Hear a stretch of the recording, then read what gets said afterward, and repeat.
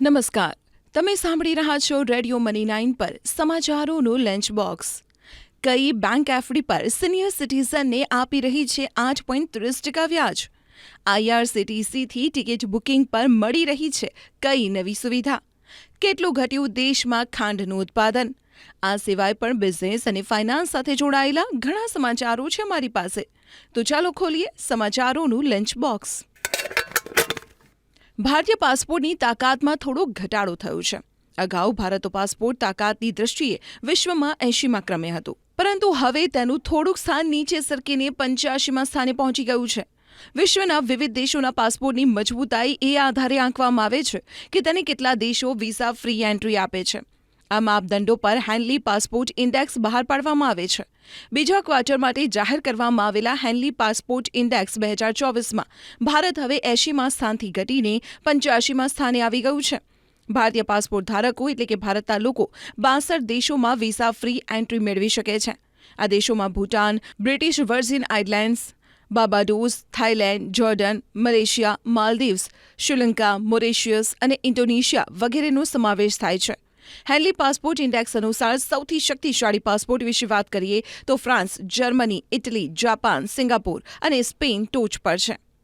બજેટમાં કરાયેલી જાહેરાત મુજબ આવકવેરા વિભાગે આકારણી વર્ષ 2015-16 સુધીની નાની ટેક્સ ડિમાન્ડ પર પ્રતિ ટેક્સ પેયર ₹1 લાખ મર્યાદા નક્કી કરી છે.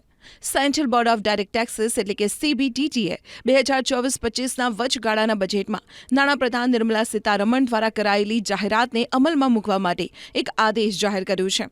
બજેટ અનુસાર આકારણી વર્ષ 2010-11 માટે ₹25,000 સુધી અને આકારણી વર્ષ 2011-12થી 2015-16 માટે ₹10,000 સુધીની ટેક્સ ડિમાન્ડ પાછી ખેંચી લેવામાં આવશે. આ જાહેરાત બાદ લગભગ ₹3,500 કરોડની ટેક્સ ડિમાન્ડ પાછી ખેંચી લેવામાં આવશે. દેશમાં ખાંડનું ઉત્પાદન ચાલુ માર્કેટિંગ વર્ષ 2023-24માં 15 ફેબ્રુઆરી સુધી 2.48% ઘટીને 2.23 કરોડ ટન રહી ગયું છે.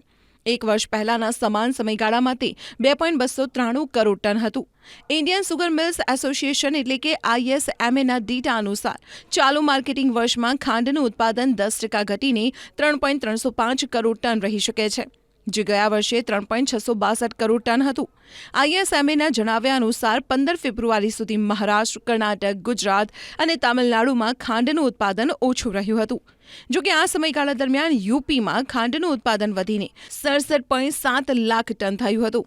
એક વર્ષ અગાઉના સમાન સમયગાળામાં તે 61.2 લાખ ટન હતું. આ સમયગાળા દરમિયાન દેશમાં લગભગ 505 સુગર ફેક્ટરીઓ ચાલી રહી હતી. પેટીએમ અને એક્સિસ બેંક TPAP એટલે કે થર્ડ પાર્ટી એપ્લિકેશન પ્રોવાઇડર બનવા માટે આ સપ્તાહે NPCIને અરજી કરશે. જો તેમને તેની મંજૂરી મળી જશે તો પેટીએમ તેની UPI સેવા ચાલુ રાખી શકશે. એક અહેવાલ મુજબ પેટીએમની પેરેન્ટ કંપની 197 કોમ્યુનિકેશન્સે તેનું નોડલ એકાઉન્ટ એક્સિસ બેંકને આપી દીધું હતું. હવે તેમને UPI ઓપરેશન્સ માટે જોઈન્ટ એપ્લિકેશન સબમિટ કરવાની છે. આ થર્ડ પાર્ટી એપ્લિકેશન પ્રોવાઇડરની એપ્લિકેશન હોઈ શકે છે. પેટીએમ અને એક્સિસ બેંકની ટીમ ટૂંક સમયમાં NPCIના અધિકારીઓ સાથે આ અંગે ચર્ચા કરશે. રિપોર્ટ અનુસાર આ મીટિંગ આ અઠવાડિયે થઈ શકે છે. હાલમાં પેટીએમ તેની UPI service Paytm payment bank દ્વારા આપે છે, પરંતુ RBIએ પેટીએમની આ બેંક પર પ્રતિબંધ મૂક્યો છે. 15 માર્ચ પછી યુઝર ન તો ફાસ્ટેગ જેવી સર્વિસના ઉપયોગ માટે વોલેટમાં પૈસા ઉમેરી શકશે અને ન તો UPI કામ કરશે. PNB હાઉસિંગ ફાઇનાન્સ વરિષ્ઠ નાગરિકો માટે ખાસ ભેટ લઈને આવ્યું છે. હાઉસિંગ ફાઇનાન્સ કંપની વરિષ્ઠ નાગરિકોને તેની એફડી પર 8.30% વ્યાજ ઓફર કરી રહી છે. જો કે આ ઓફર મર્યાદિત સમય માટે છે. PNB હાઉસિંગ ફાઇનાન્સના જણાવ્યા અનુસાર 23 મહિનાની ફિક્સ ડિપોઝિટ પર 60 વર્ષથી ઓછી ઉંમરના વ્યક્તિઓ માટે વાર્ષિક 8% અને વરિષ્ઠ નાગરિકો માટે વાર્ષિક 8.30% વ્યાજ હશે. હાઉસિંગ ફાઇનાન્સ કંપનીના જણાવ્યા અનુસાર વધેલા વ્યાજ દરો 31 માર્ચ 2024 પહેલા કરવામાં આવેલી તમામ નવી અને રિન્યૂ કરવામાં આવેલી એફડી માટે માન્ય છે. રોકાણકારો ₹10,000ની ન્યૂનતમ ડિપોઝિટ સાથે આ દરોનો લાભ લઈ શકે છે.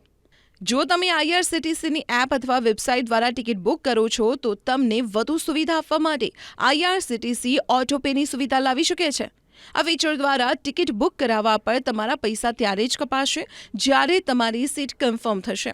જો સીટ કન્ફર્મ નહીં થાય તો તમારા પૈસા તમારા ખાતામાં જ રહેશે.